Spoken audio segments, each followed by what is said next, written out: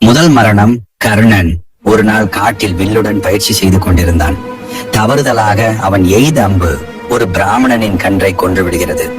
கோபமடைந்த அந்த பிராமணன், உன் வாழ்க்கையின் முடிவில் நீயும் உதவியே இல்லாமல் கொல்லப்படுவாய் என்று சபிக்கிறார்.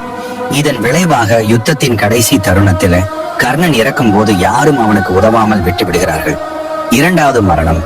பிராமணன் என கூறி பரசுராமரிடம் அஸ்திர வித்தைகளை கற்றுக்கொண்டது கர்ணன் செய்த முதல் மற்றும் கடைசி பொய்.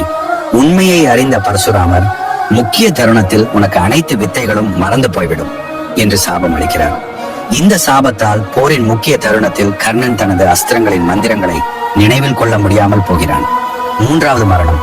ஒரு சிறிய குழந்தை நெய்யை நிலத்தில் கொட்டியதால் கர்ணன் தனது மாபெரும் சக்தியை பயன்படுத்தி அதை எடுத்துக் கொடுத்தான்.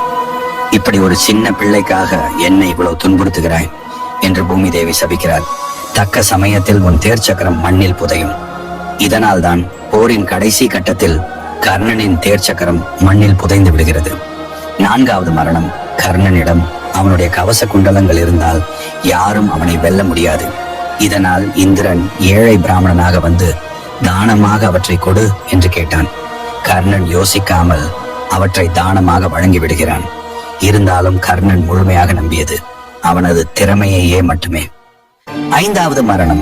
யுத்தத்திற்கு முன் குந்தி தேவி கர்ணனை பார்க்க வந்த போது, அர்ஜுனன் மீது நீ ஒரு முறைதான் நாகாஸ்திரம் பயன்படுத்த வேண்டும், மீதியுள்ள என் 4 பிள்ளைகளை கொல்லக்கூடாது என்று ஒரு வரம் வாங்கி விடுகிறான். கொடுத்த வாக்கின்படி கர்ணனும் ஒரு முறை மட்டுமே நாகாஸ்திரத்தை பயன்படுத்துகிறான். மற்ற 4 பேரை தோற்கடித்திருந்தாலும் தன் தாய்க்கு தந்த வாக்கின்படி அவர்களை கொல்லவில்லை. ஆறாவது மரணம். போரில் கர்ணனின் தேர் சக்கரம் மண்ணில் புதைந்து விடுகிறது.